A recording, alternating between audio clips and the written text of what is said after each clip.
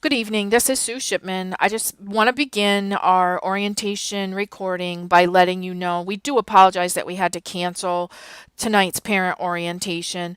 This PowerPoint and the documents that were sent home with your child, if you were able to come in and pick them up, are the things that we're going to go over through these various slides here. Again, we apologize that the weather got in our way, but we wanted to make sure everyone's safety was a priority.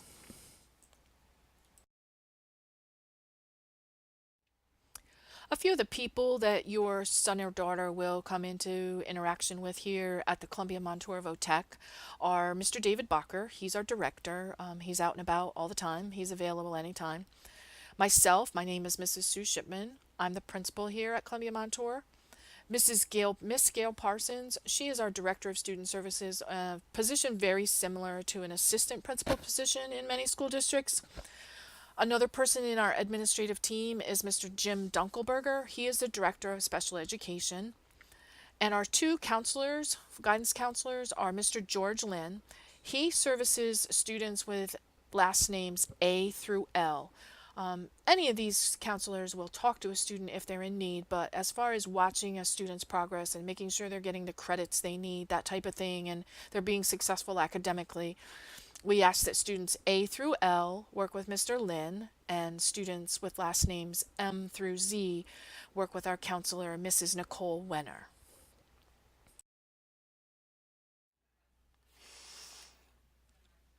Students will be provided dress requirements according to the various vocational programs that they will be attending. Hats may be worn in vocational programs if approved by that instructor. Besides that, we want students to dress comfortably. The torso should be covered from shoulders to hips. There should be 3 inches of material on the shoulders.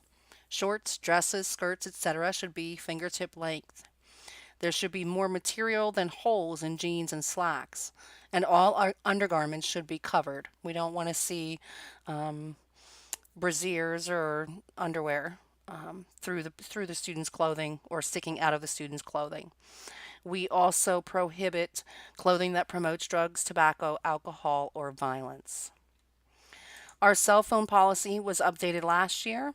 We do acknowledge that we live in an age of technology, and being a technical school, we embrace technology. However, cell phones, Bluetooth speakers, and other digital devices can be distracting at times. Therefore, our policy states that students may keep their cell phones on their persons. However, there are some restrictions depending on instructors. Cell phones are allowed to be used during lunch, and as permitted by teacher. For example, one teacher may allow the use of a cell phone to participate in a review game of Kahoot, while another instructor may not allow the use of cell phones at all. It depends on the curriculum and the instructor. The first cell phone offense results in the phone being confiscated and turned into the front office. The phone is then returned to the student at the end of the day, and a conversation is had with the student regarding the policy, and the student is assigned 1 hour of after school detention. The second offense results in a parent retrieval of the phone from the front office, in addition to 2 hours of after school detention for the student. Each time there is an offense, I will attempt to contact parents and guardians to keep them informed. We highly recommend purchasing locks for lockers. Locks can be purchased for $5 in the lobby during the first week of school and in the business office throughout the remainder of the school year. Once purchased, the lock belongs to the student. We only allow locks purchased through the school to be used so that in case we have to enter student lockers, we are able to access them without breaking someone else's personal lock. Regarding drinks, students may carry and drink water in clear containers. If the student enters the school with a coffee from Dunkin' Donuts, for example, they will be asked to finish it in the cafeteria or dispose of it.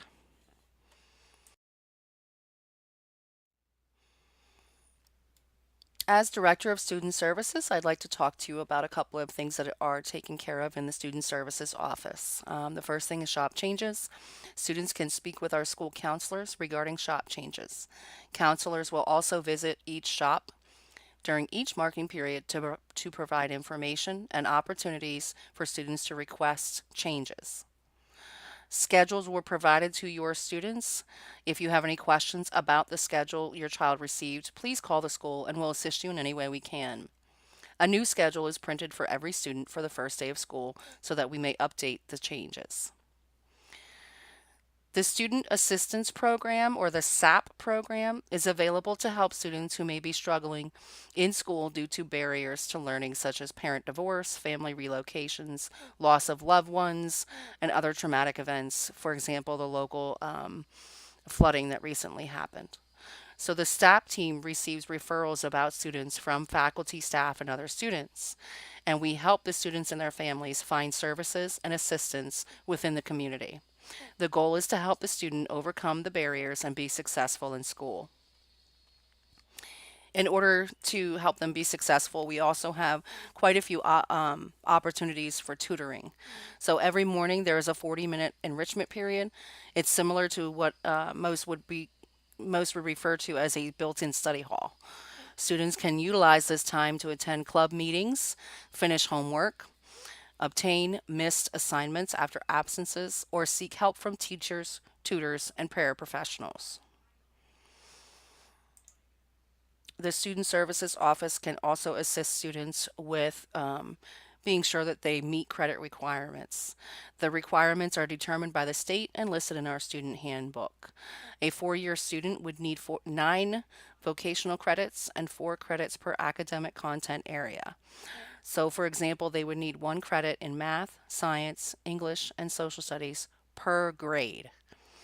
They also need to pass cumulatively all health, physical education, and Keystone remediation courses.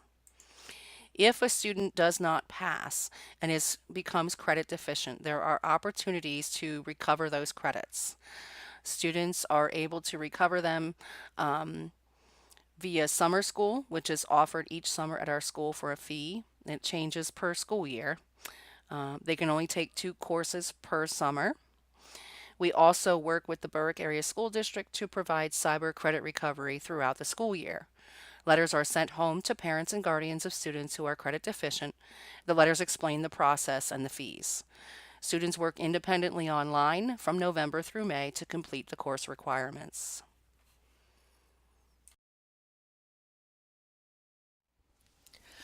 Skyward is the student management system that we use here at Columbia Montour Votech. Some of you may be familiar with this in your sending districts. I know a couple of our home districts do use Skyward. This system gives you as parents and the students themselves access to their grades and teacher contact information. Students and parents can have their own separate accounts to be able to log in, check grades, check attendance. It is an extremely important way to keep track of your child's academic progress. When you're in this system and create a login, you are also able to set up if you want notifications of, this is what's due. My child's grade has gone below a certain grade point average. You can set up all sorts of notifications in there. Skyward is also an area that we use for students. You can track lunch progress, you can make lunch payments.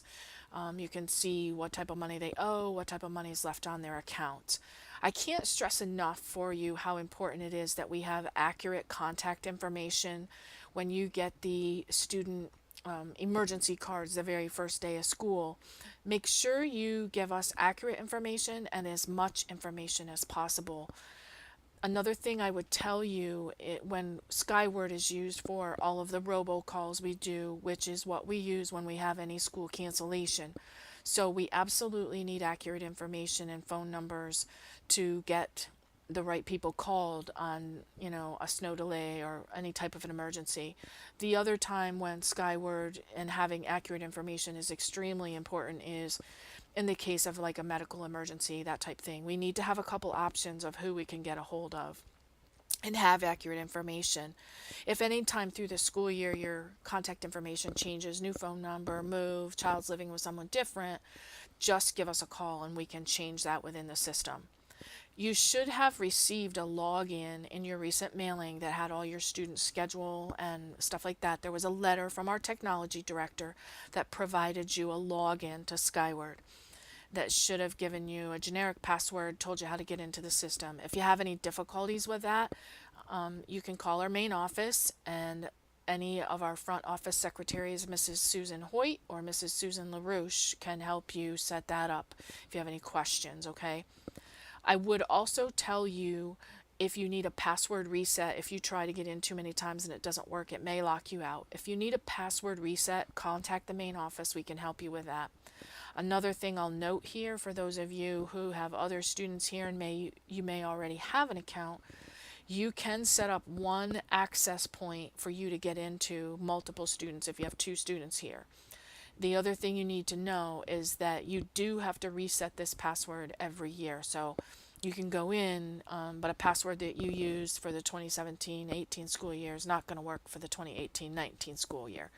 So again, if you have any questions, go ahead and call the main office for that, or and send us, information, and we can get back to you. Just a little bit of information for everyone regarding how our lunch accounts work and our lunch system works here. Each of your students' schedules that they received on the top right hand corner, I believe, has their lunch ID number printed on it. We will also have another set of schedules printed out, and that will be in your child's homeroom on the first day. But this is the number that they will use from now through their senior year as far as checking into the lunch system and paying for lunches and recording the fact that they've eaten.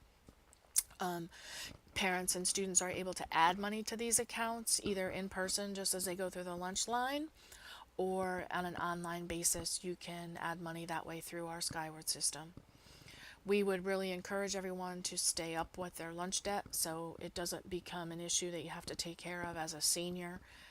And the other thing that I want to make sure everyone understands is, if a child is on free and reduced lunch, there's a certain lunch that this does get them, but it does not cover extras, ice cream, a double serving of something.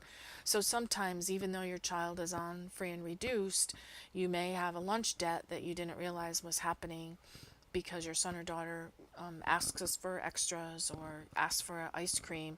That gives them a debt that is not included in the free and reduced lunch program.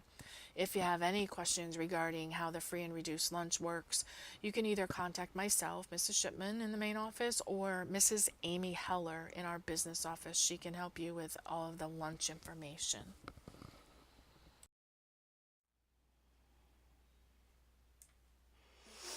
Behavior expectations are outlined in our student handbook. They are also explained during our class meetings, and they're based off of employment soft skills. The main expectations are: be respectful, be punctual, do your best, and use your communication skills. With these behaviors, most students will end up being very successful in life. A copy of the Columbia Montour school calendar was sent home in your mailing so everyone can reference this. This calendar is also always available online, and I would tell you that if we do have an emergency day, a snow day, that type of thing, it is always updated after that so you can track and see when the days are that we will be making up a snow day that we've just had. The weather delay and how weather days are handled is a little different here, and it can be confusing. So if you have questions, ask. But basically, the general rules are as follow. If your student's sending district is closed or delayed, that would apply to CMVT as well. So if Bloomsburg is closed, then your son or daughter can stay home even if our other districts aren't closed. That'll be an excused day for them because their home district was closed. Same thing happens if it's a delay. It's okay that they're late that day because their home district is late and their transportation is coming in late. In cases where we are dismissing early because of a snow incident or some weather situation where we dismiss unexpectedly, if the sending district dismisses, we will dismiss that district, and we do, dismiss them as those buses roll in. Okay. When we have four or more districts that close or delay, that is when Columbia Montour will close or delay as a whole as well. I'm also guessing that most of you got a letter from your home district regarding how transportation is handled to and from VOTEC. It is a little confusing at first, so please make sure you pay attention to that. and understand it. Sometimes kids change buses, sometimes they come straight from their home to the Columbia Montour, but you really need to pay attention to that. There's also some situations where if the student has a half day here and their home district doesn't, there's a different transportation that the student will ride, so they need to pay attention to that. And again, give us a call. Our transportation person, there was a handout included in your paperwork this afternoon from her. Her name is Mrs. Holly Diltz. She can figure things out with you as well. I would tell you one change transportation wise that is new this year. So if you have other students here, it is a change. At this time, more in line with all of our sending districts, we are not, again, I repeat, not allowing students to ride home with other students. We used to allow them to ride if it was the same district. Okay, go ahead, we'd let you ride a bus with a friend.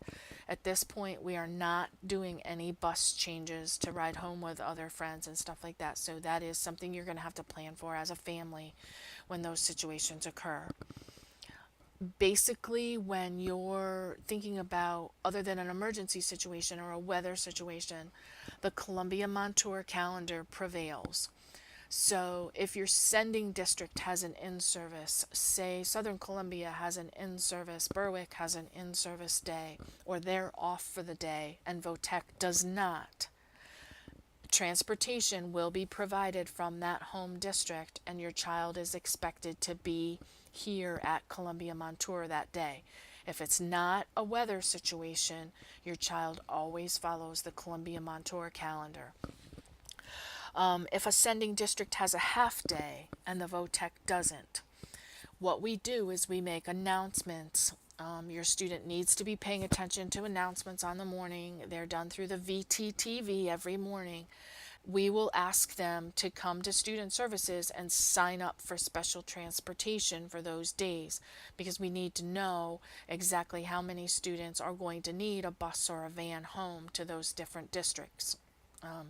So again, please listen to the announcements to sign up for transportation because it's different for every district. Okay, so it's just a case of paying attention to announcements and coming to the office. I have a few things to make sure everyone understands about how the nurse's office works here and procedures here at Columbia Montour. They're probably very similar to what happens in your home districts, but if not, we need to make sure everybody understands things. Our school nurse is Miss Lafata. She is here most every day. If not, we have a substitute for her, but she is your contact in the school nurse's office, okay? One of the things your child will come home with on the very first day of school is the typical emergency card that you've done for 8 years so far. We need to have this returned as soon as possible. We will be keeping a list of who does and doesn't turn this in and nagging your child until we get it. As you fill those cards out, we have to have as many contacts as possible. As I mentioned before, these are the things that we use to get you if we have an emergency here. This also, on those cards, this is where you check off whether we may give your child a Tylenol if they have a headache or some type of a Tums, that type of a product if they have an upset stomach situation. We have to have your permission to do that.